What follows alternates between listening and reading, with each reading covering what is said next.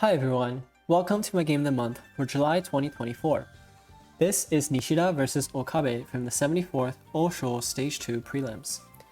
Playing center is Nishida Takuya, ranked 5 dan, and playing gote is Okabe怜央, ranked 4 dan. In this game, the gloves come off right at the start of the middle game, producing an all-or-nothing fight which is anything but straightforward. The game begins with pawn to 7-6, pawn to 3-4, pawn to 6-6, pawn to 8-4, pawn to 1-6, silver to 6-2. Okabe chooses not to respond, so Nishida takes the edge with pawn to 1-5. In theory, Nishida can still choose between static rook and ranging rook, but this pawn is often a good point for ranging rook castles, and Nishida is a ranging rook specialist anyway, so I think that Okabe would have been prepared for the way this game proceeds, with king to 4-2, silver to 7-8, gold to 5-2, rook to 6-8, fourth file rook. Pawn to 5-4, silver to 6-7, king to 3-2, king to 4-8, silver to 5-3, gold to 5-8, bishop to 3-3. Seeing this move, Nishida would have known that Okabe is considering the Anaguma castle, a fearsome enemy of ranging rook. He responds with king to 3-8, king to 2-2, pawn to 3-6, preparing to jump his knight to 3-7. Pawn to 8-5, bishop to 7-7, lance to 1-2, knight to 3-7, pawn to 4-4, pawn to 4-6, king to 1-1, king to 2-9, silver to 2-2. And now, silver to 2-8 followed by gold to 3-9 would be a normal ranging rook millennium strategy. But in this game, Nishida makes a variation of the millennium castle with gold to 3-8. And after gold to 4-3, he opens his bishop diagonal with pawn to 6-5. But this move also gives Okabe the option to attack with pawn to 8-6 and pawn to 4-5, making a pawn sacrifice to exchange bishops and break through the 8th file.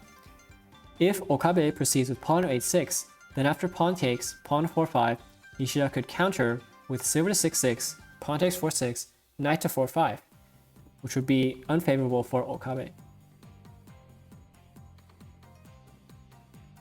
Therefore, in the game, Okabe instead attacks first with pawn to 4-5.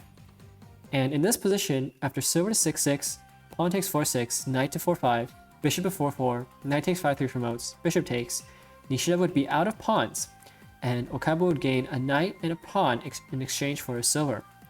With the lingering threats on the 8th file and the foothold on 4-6, this outcome would be satisfactory for Okabe.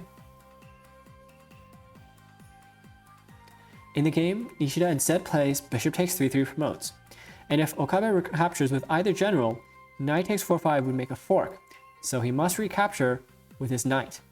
And after pawn takes 4-5, Okabe proceeds with pawn to 8-6. But now, Nishida is no longer forced to respond, and he can look for his next move in a different area of the board. Although he spent 2 moves in the opening just to take the edge, Nishida saved 1 move by simplifying his castle instead of making a normal millennium castle with silver to 2-8 and gold to 3-9. And at this moment, the general and his castles are more connected than the floating generals in Okabe's formation. Nevertheless, a direct attack like bishop drop 6-1 isn't effective because there wouldn't be a strong enough follow-up after gold to 3-2. For example, pawn to 3-5, pawn takes, pawn drop 3-4, pawn takes 8-7 promotes, pawn takes 3 promotes, silver takes. And I think the pawn shortage would be painful for Nishida in this position. In the game, Nishida drops his bishop to 7-1, intending to sacrifice his bishop for the 5-3 silver to further disrupt Okabe's formation. In response, Okabe floats his rook to 8-4, and after bishop takes 5-3 promotes, gold takes, Nishida has no choice but to continue his uncompromising all-or-nothing attack against Okabe's weakened Anaguma castle. If his attack runs out or otherwise falls apart, then Okabe would have an overwhelming advantage to win the game. It's said that an attack with 4 pieces won't fail, but with only a silver and a pawn, Nishida's options are extremely limited. If he plays pawn to 3-5, then Okabe can respond with pawn to 5-5, activating the defensive power of his rook. So instead, Nishida plays silver drop 4-4, and if Okabe's gold simply escapes, then Nishida can play pawn to 3-5, aiming for the weakness at the head of Okabe's knight. Instead, Okabe defends with gold to 4-2, and if Nishida plays pawn to 3-5, then Okabe could strike back with knight takes 4-5, silver takes 5-3 promotes, knight takes 3-7 unpromotes, gold takes 5-3, and Nishida's attack would have failed. So in the game, Nishida proceeds with silver takes 5-3 promotes, and after gold takes, he now redrops his gold to 4-4. If Okabe defends with a silver drop, then Nishida can play pawn to 3-5 because his gold is defending the 4-5 pawn. So Okabe defends instead with bishop drop 7-1, forcing Nishida to play gold takes 5-3, bishop takes, and as an overall result, Okabe's gold on 4-1 is now on his piece stand. After gold drop 4-4, bishop to 7-1, pawn to 3-5, Okabe appears to be surviving with pawn takes 8-7 promotes, pawn takes 3-4, pawn drop 3-2, pawn takes 3-3 promotes, pawn takes. In this position, I couldn't find a good way for Nishida to continue his attack. In the game, Nishida modulates his attack with gold drop 4-3, bishop to 7-1, pawn to 4-4, taking a thick position on the 4th file. And after pawn takes 8-7 promotes, he finally plays the long-awaited pawn to 3-5. Okabe continues defending with gold drop 2-4. And at this point, the win conditions for both players are still the same as before. If Nishida's attack succeeds, then he wins, and if his attack runs out, then Okabe will win the game. With the fate of the game still resting on the edge of a knife, Nishida now goes full speed ahead with gold takes 3-3. And what should Okabe play? In this position, aside from the obvious recapture, I think that there's another option with bishop takes 4-4. For example, pawn takes 3-4, silver takes 3-3, pawn takes promotes, bishop takes, pawn drop 4-4, bishop takes, knight drop 3-6, bishop takes 9 promotes, knight takes 2-4, pawn takes, and in this position, Okabe would be surviving Nishida's attack.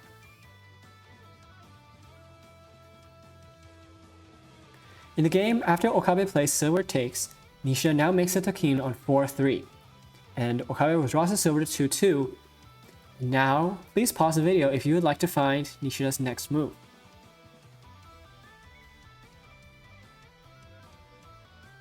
Well, it might be tempting to play knight to 4-5, aiming for knight to 3-3 promotes, but I wonder if Okabe could respond with pawn drop 4-2. This looks crazy, but the idea is to displace the powerful Takuya on 4-3 before going after the knight on 4-5 with gold takes 3-5. For example, Takuya 3-3, gold takes 3-5, Takuya takes 2-2, king takes, silver drop 3-3, king to 3-1, silver to 5-6, Takuya to 7-8, and in this case, even though Okabe's king is in danger, he appears to be surviving because Nishida's attacking force is lacking powerful pieces. Well, can Nishida assemble a more powerful attacking force? The answer is his next move, rook to 6-9, ranging rook. If Okabe responds with pawn drop 4-6, preparing to defend against rook to 4-9 with gold takes 3-5, then I wonder if Nishida can now play knight to 4-5, leaving Okabe without an adequate defense against the knight to 3-3 promotes. For example, silver drop 4-4, king takes, bishop takes, knight drop 3-6, bishop takes 9 promotes, knight takes 2-4, pawn takes, silver drop 3-2, gold drop 2-1, silver takes promotes, king takes, pawn takes 3-4, pawn drop 3-2, gold drop 4-3. In this case, Nishida's attack looks strong, but this is just one example, and like many of the other variations lurking below the surface of this game, I don't have enough confidence to arrive at a final conclusion.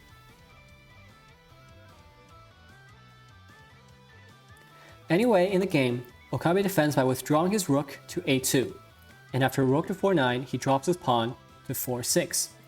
If Nishida now plays knight to 4-5, or rook takes 4-6, maybe Okabe intends to respond with bishop drop 5-5. Instead, Nishida finds pawn drop 8-3, a marvelous pawn drop to lure Okabe's rook from the second rank. For example, after rook takes 4-6, bishop drop 5-5, rook to 4-5, aiming for sabaki through an exchange with Okabe's bishop, bishop takes 9-9 promotes, Nishida could advance his Takuya to 3-2, while clearing the way for his rook to promote. And after pawn drop 4-4, how about knight drop 3-6, abandoning the rook but trapping Okabe's gold. After pawn takes 4-5, knight takes 2-4, knight drop 2-1, knight takes 1-2 promotes, king takes, pawn to 1-4, Nishida can make a powerful edge attack against Okabe's king.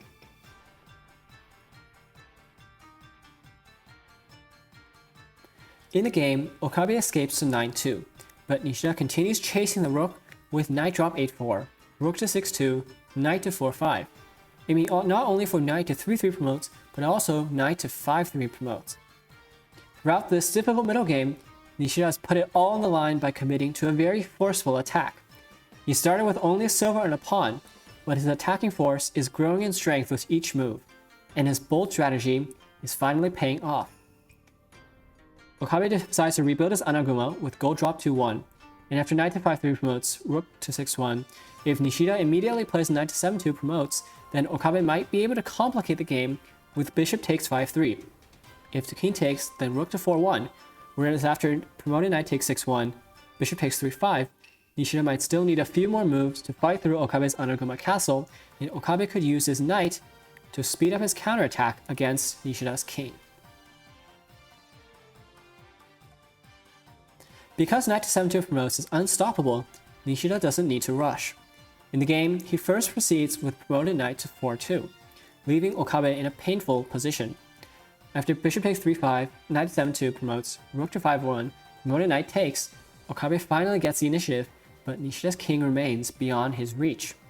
He plays bishop drop 5-5, a good position for both attack and defense, but Nishida calmly proceeds with rook drop 4-1, and if silver drop 3-1, then promoted knight to 5-2.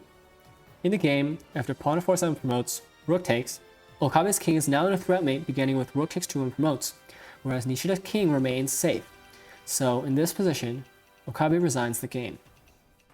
After a great fight in the middle game, Nishida ultimately prevailed against the odds with a creative and relentless attack. Thank you for watching.